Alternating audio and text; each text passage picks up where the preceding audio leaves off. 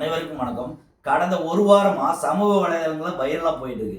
ஊடகங்கள் அதை பத்தி பெருசா பேசாது. ஏன்னா அவங்க திமுக சார்ந்து போயிட்டாங்க. என்ன வைரலா போயிட்டு இருக்குன்னு பாத்தீங்களா?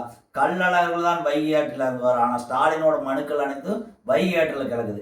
வைகை ஆற்றில் மட்டும்தான் கிடக்குதான்னு தெரியல. உங்க அம்பராம்பாளையம் தாத்துலையும் கூட கிடக்கலாம். அது அஸ்தி கரைக்கிற மாதிரி கரைச்சிக்கிறாங்க. இன்னொன்னு, ஒரு முதியவர் தன் உதவிக்காக உங்களோட ஸ்டாலின் கேம்பை நோக்கி போறாரு. அவர் உள்ள விஓவை தாக்குனதாகவும் வெளியில காவல் உதவியாளர் தாக்குன்னு நம்ம நேரடியாக பார்த்தோம். இதுனா வரைக்கும் அவங்க மேல எந்த ஒரு துறை ரீதியான நடவடிக்கை இல்லை என்பதே வருந்தத்தக்கது.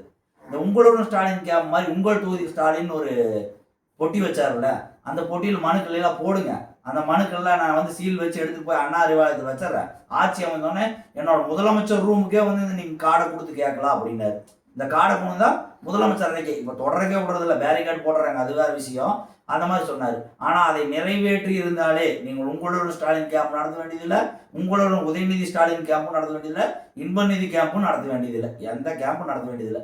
மக்கள் உங்களுக்கு தேடி வந்திருப்பாங்க. ஆனால் இப்போ மக்கள்லாம் அவதி நிலையில் இருக்கிறாங்க. அதனால மறுபடியும் கேம்புக்கு வர்றாங்க. ஏன் வர்றாங்கன்னா, ஏதோ ஒரு வகைக்கு இந்த நடந்துடாதா அப்படின்னு சாமானிய மனிதர்கள் அவர்கள் உங்களுக்கு மனு கொடுக்குறாங்க.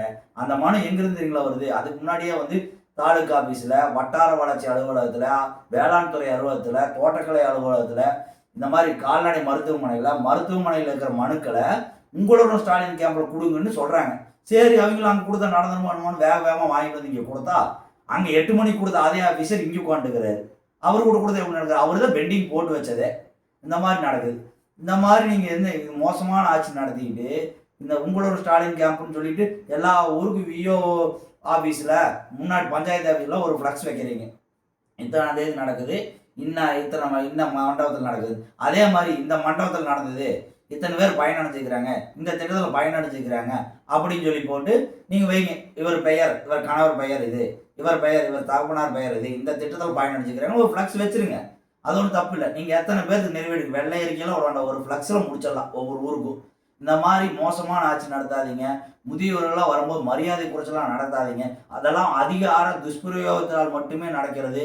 2026 அண்ணன் எடப்பாடியார் ஆட்சி கட்டாயமாகவும் மக்களுக்கு நல்ல விடிவு காலம் பிறக்கும். மீண்டும் ஒரு விவசாயி முதல்வராக கண்டிப்பாக அரியணை ஏறுவார். நன்றி, வணக்கம்.